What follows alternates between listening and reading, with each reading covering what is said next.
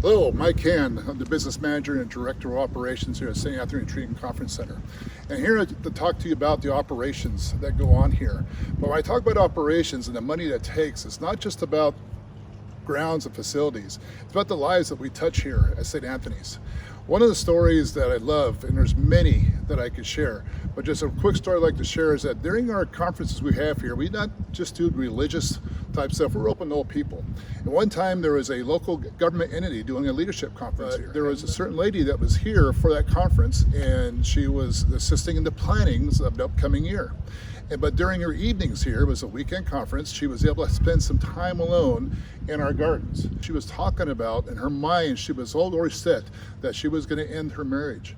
But during the time that she got away from the hustle and bustle of the valley, she got up here in God's mountains, and God was able to speak to her and change her lives. So it's not just about our grounds that we do here, is when people immediately drive on here, no matter what they're here for, God is ready to speak to them. And during this time, we're talking about our time of giving. And you heard from Father John about where we came from the past, and you're going to hear from some of our staff members of where we're at and where we're going. I'm here to talk about the operations they are today and moving forward. Now, we have here in these 62 acres of oak woodland, which our retreat campus is located on, we have a staff that's our biggest commodity and our most valuable part of the retreat center here. Before the shutdown happened last year, or actually in 2019, we saw 38,500 people come to the retreat center. Now, part of that staff was our food service department. They'd served over 100,000 meals in 2019. That's a lot of food, and it's quality food, which brings a lot of people back to the retreat center. And part of our fantastic retreats is our retreat center team. And we have an adult team, we also have a youth team. And I don't know if you know this or not, but the average attention span for a teenager is 15 minutes. That means our youth retreat team, when they plan a retreat, which could be anywhere from overnight to a whole week, they have to have something changing every 15 minutes. And they do a fabulous job of doing that. Now, why I'm standing here is, you notice the beautiful grounds. Part of our staff is also our grounds and maintenance crew. There's actually only 4 people in that crew that do the maintenance, the grounds. Part of our staff also is our administrative team. You talk to our program coordinators who you call here. They're kind of the spinal cord of us because they get everything going to the different work you need for your retreat, no matter what it is. Spiritual, might be a company, might be something that's a private time, you need spiritual direction. But that's what our administrative team has a lot to do with. The person that's doing this right now is part of our marketing team. Yearly budget's about $2 million for operation here. And we can't just do that with the money that we charge, because it'd be hard for you to come here. And that's why we want to keep stuff as reasonable as possible, and that's why we do these giving celebrations. As we go through the different grounds today, and you're going to see some different parts of the retreat center, and I just hope you join me and enjoy what you see. One of the many things we have here to do with our logistics and utilities here is, many of you are used to living in a city that has your own sewage system. Here in the foothills, behind me you can see the village of Three Rivers, we have to deal with septic systems and wastewater treatment. We have to treat our own wastewater here. And one of the big things that was very important to us is not only our 62 acres of oak woodlands, that then there's approximately about 2,300 oak trees on that 62 acres. And one of the things that's very important to us is the waterways, which is Three Rivers, what flows next to us, and we got different drainages, that none of that wastewater goes into that river. And also, a lot of people don't realize that our oak trees, that like where you look right now, it's one of our leach fields. And the reason why some of these oak trees are so green is the wastewater, after it's treated, that the water is treated and it goes right back into the ground and nourishes these oak trees. And it's a very important part of the 5 leach fields that we use here at St. Anthony Retreat Center, because the environment is just as important as the people that come here. Here at the retreat, we're almost like our own little village. The water you see behind me is stored in 8 16,000-gallon tanks, of which is 128,000 gallons of stored drinking water. We are part of a water district with the State Water Resources Board. We have to test this water daily for the chlorine levels, and also have to make a monthly report to them and a yearly report on how much water we're using here. This is all to serve the 38,500 people that come here. And not only is it just for drinking water, it's also hooked up to our fire hydrant system. We have 5 fire hydrants on the property that as soon as somebody hooks up to it, our fire pump automatically kicks in and gives them the water they need to take care of not only of our area, but also around us. Also, I cannot go any farther without saying about our housekeepers. You've seen the different rooms, the different wings that we have. With all those people coming in, we have housekeepers that have to come in and keep those rooms clean just for you. And that takes staffing and also takes salaries to take care of that. Also, today we're going to talk about our solar array system that you'll see overhead pictures of. That was from the blessing of one of our board members of a $540,000 blessing.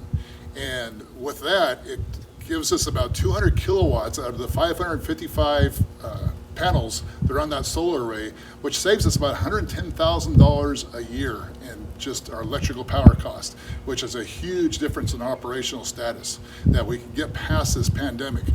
I don't know what would have happened without that.